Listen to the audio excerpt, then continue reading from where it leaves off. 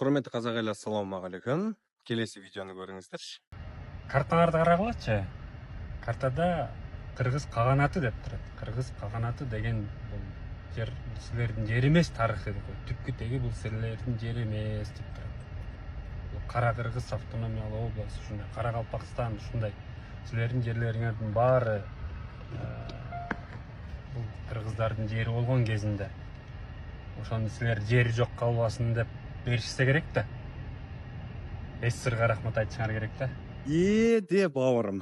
Бірақ бауырым деп қоям, қазақтың бауыры өзбек, қарақалпақ, ноғай, түрік, венгрлер еді ғой. Сендердің бауырларың сол хакас, якут, орыстар еді ғой. Жарайды, оны қойш, әңгіменің көркін басқада.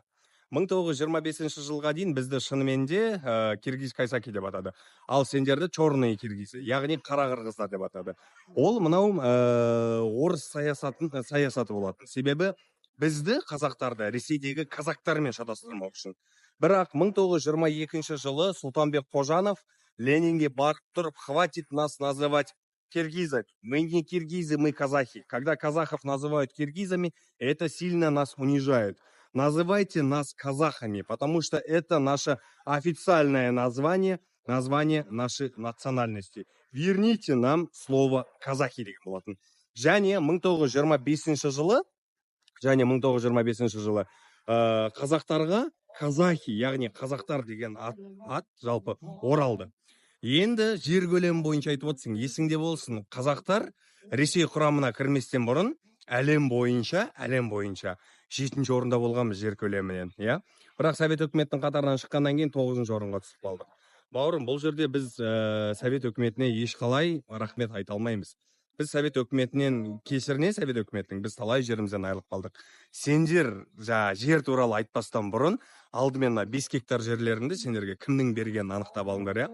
Осы мінездеріңнің арқасында, анау Енисей бойына сыймай осы жерге қашып келген кездеріңде, осы жерде сендерге берген қазақ пен өзбек еді. Бауырым, шатаспа, ары қарай тыңдаймыз. Сілердің жеріңер қырғыздарды қолған.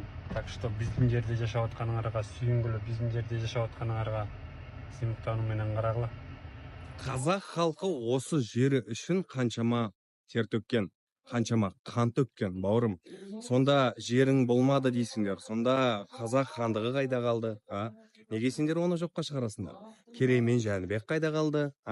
Абылай хан қайда қалды? Тәуке қайда қалды? Сосын сендер қастандықпен орысқа жағу үшін өлтірген Кенесары ханымыз біздің, не үшін соғысты? Осы неге айтпайсыңдар? Себебі оның барлық мақсаты осы қазақтың кең байтақ жерін тек қазаққа ғана қалдыру болатын. Қазақтар қырғыздардан тараған. Қазақтар қырғыздан тараған дейді. Есіңде сақта көрші, есіңде жақсылап сақтап ал. Қазақтың бауыры өзбек, қарақалпақ, ноғай. Және түрік бар біздің ішімізде, сосын венгрлер бар. Ал сенің бір туған бауырың ол хакас, якут, орыстар. Енді бұл сен енді Ресейдің жағындай, Совет өкіметінің жазып берген саясатын айтып отырсың ғой, түсінем. Сені бұл жерде еш кінәлай алмаймын, себебі сен өзіңнің бір туғандарының саясатын қолдап отырсың, ол өз шаруаң. Бірақ қазақтар туралы ондай әңгіме айтпай қой. Қазақтың жері баяғыдан кең байтақ, керемет үлкен болған. Және тағы да қайталап айтамын, Совет өкіметінің арқасында біз талай жерімізден айырылып қалған болатынбыз. Мына мінездерің болса, сендердің шынымен де айтып отқан әңгімең рас болғанда, сендер ойбой сол кезде дауды жіберетініңдер. Сондықтан олай өтірік бөспек қой. Ал көршім, киелі Түркістаннан, хандар келіп бас иген Түркістаннан, күллі түркі астанасы, қазақ хандығының бас қаласы Түркістан шаһардан саған жалынды сәлем. Жаман бол.